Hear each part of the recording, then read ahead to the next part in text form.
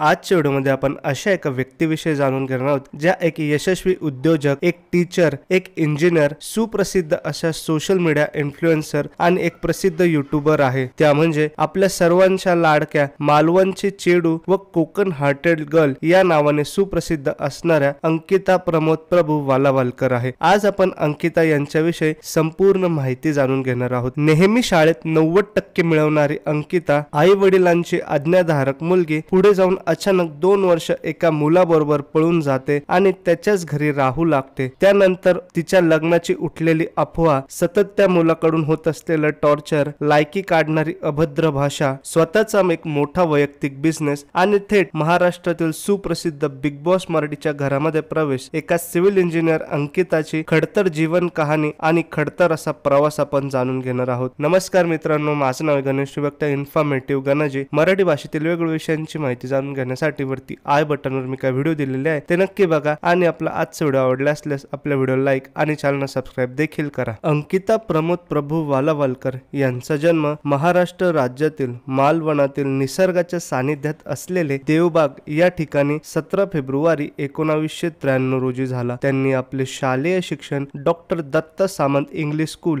देवबाग येथून पूर्ण केलेले आहे। तसेच त्यांनी आपलं ज्युनियर कॉलेजचं शिक्षण NAD Topiwala junior college Malvan येथून पूर्ण केले। आपलं ज्युनियर कॉलेजचं शिक्षण पूर्ण झाल्यानंतर अंकिताने इंजिनियर होण्याचा निर्णय घेतला आणि तिने आपलं इंजिनिअरिंगचं शिक्षण MITM engineering college ORS Sindhudurg येथून पूर्ण केलेले आहे। अंकिता वालावलकर यांच्या वडिलांचं नाव प्रमोद प्रभू वालावलकर असे असून ते एकदम यशस्वी उद्योजक असे आहे। त्यांचं वालावलकर बीच रिसॉर्ट नावाने रिसॉर्ट आहे। अंकिता यांच्या आईचे नाव रश्मी वालावलकर असे असून त्या एक गृहिणी आहेत। अंकिता यांना 2 बहिणी असून त्यांचे नाव प्राजक्ता वालावलकर व ऋतुजा वालावलकर असे आहे। ते दोघेही आपलं शिक्षण पूर्ण करत आहे। अंकिता प्रभू वालावलकर यांचे लग्न झालेले आहे अशा अनेक प्रकारच्या खोट्या व्हिडिओज तुम्ही सोशल मीडियावर पाहिल्या असतील, परंतु त्या मागे देखील एक मोठी आणि रंजक स्टोरी आहे। काय आहे त्याच्या मागची स्टोरी आपण जाणून घेऊया। या स्टोरीमध्ये एक आयुष्य बदलवणारा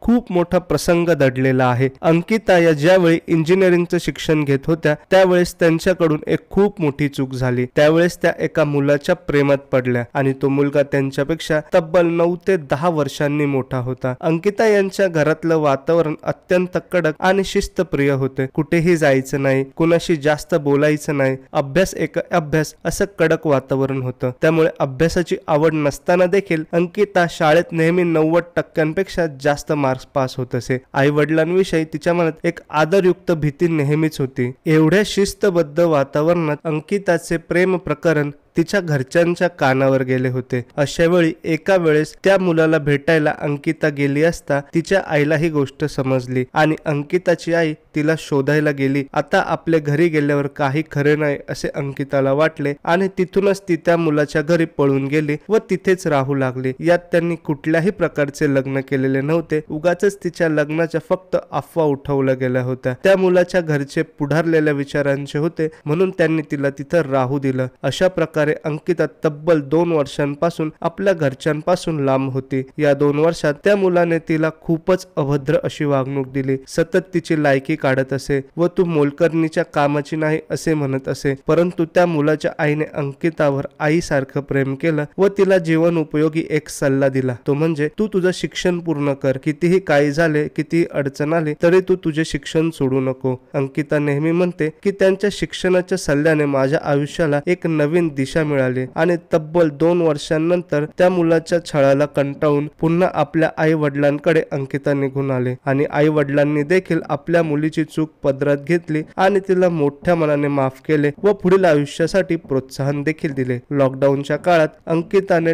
टिकटॉक बनवण्याला सुरुवात केली। टिकटॉक वरतीच तिचे 10,000 फॉलोअर्स असताना चायना सोबत झालेल्या वादामुळे देशभक्तीसाठी तिने टिकटॉक अनइन्स्टॉल केले व 2च महिन्याच्या आत भारतातून टिकटॉक पूर्णपणे बॅन झाले। त्यानंतर अंकिताने इंस्टाग्रामचा प्रवास चालू केला. इंस्टाग्रामवर तिच्या लग्नाची एक व्हिडिओ देशातच नव्हे तर विदेशामध्ये व्हायरल झाली. या व्हिडिओमध्ये ती एका मुलाला लग्नापासून थांबवत होते आणि आत्ता तुझ्याकडे वेळ आहे, इथून उठून जा किंवा चल आपण पळून जाऊ अशी ती त्याला सांगत असताना ही व्हिडिओ लोकांना प्रचंड आवडली आणि तिचे विदेशात देखील वेगवेगळ्या प्रकारचे रील बनवले गेले आणि त्याच ठिकाणून अंकिता ही प्रकाश झोतात आली. त्यानंतर बघता बघता अंकिताने कोकणातील व्हिडिओ टाकायला सुरुवात केली. तिची सर्वांना आवडणारी मालवणी भाषा आणि तसेच कोकणातील निसर्गरम्य ठिकाण, कोकणातील जेवण या सर्व गोष्टी महाराष्ट्रातील जनतेला आवडू लागल्या आणि संपूर्ण महाराष्ट्रभर ती अंकिता कोकण हार्टेड गर्ल या नावाने प्रसिद्ध झाली. त्याचबरोबरीने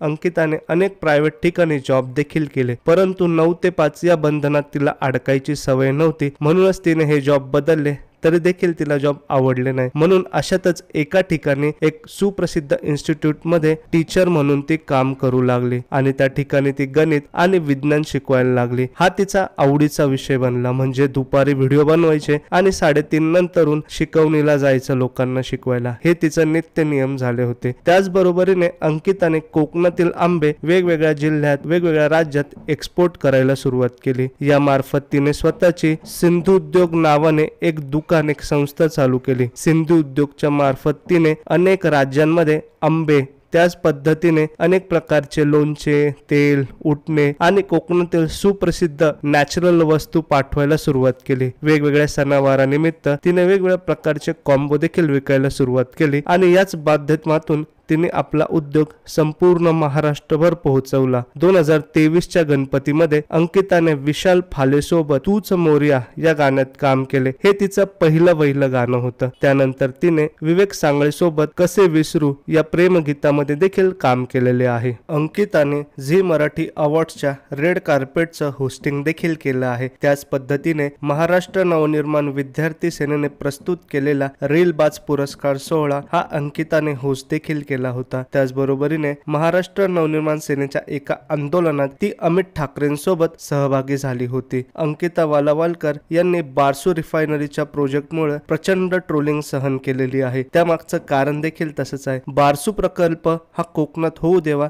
यासाठी तिचं अगदी ठाम समर्थन होतं. त्यामुळेच लोकांनी तिला एकदम जास्त प्रकारे ट्रोल केलेलं होय. तसेच एकदा आपल्या दुकानाच्या कामासाठी 10,000 रुपयांच्या नोकरीसाठी एक मुलगी ती शोधत होती. त्या मुलीने ती नोकरी ऍक्सेप्ट केली, परंतु ज्यावेळेस अंकिताने तिला सांगितलं की तुला दुकानात झाडू देखील मारावा लागेल, त्यानंतर लगेचच त्या मुलीने जॉबला नकार दिला. या सर्व प्रकरणावर अंकिताने एक व्हिडिओ बनवला होता आणि त्यावेळेस अंकिताने कमेंट मध्ये म्हटलं होतं 10,000 रुपयांची नोकरी करणाऱ्या मुलीने अथवा मुलाने सेल्फ रिस्पेक्ट बद्दल बोलू नये असं अंकिताने बोलले होतं. एकदा तुम्ही मुंबईच्या BMC कामगाराकडे जाऊन बघा, त्यांची नोकरी करतात, ते झाडू मारतात, त्यांचं एकदा शिक्षण बघा, मग तुम्हाला कळेल. या बोलण्यानंतर अंकिता प्रचंड ट्रोल झाली होती. आपल्या सोशल मीडियाच्या बिझनेसच्या माध्यमातून, आपल्या सोशल मीडियाच्या प्रमोशनच्या माध्यमातून स्वतःच्या जीवावर अंकिता प्रभू वालावलकर यांनी स्वतःची एक MG हेक्टर ही गाडी देखील घेतलेली आहे. 2024 मध्ये अंकिता वालावलकर यांच्या तुफान चर्चा झाली. त्याचं कारण देखील असंच आहे. बिग बॉस मराठीच्या सीझन 5 मध्ये ती महाराष्ट्राच्या घराघरात प्रसिद्ध होत आहे. बिग बॉस मराठीमुळे त्यांची लोकप्रियता अनेक पटींनी वाढली आहे. अंकिता यांना सोशल मीडियावर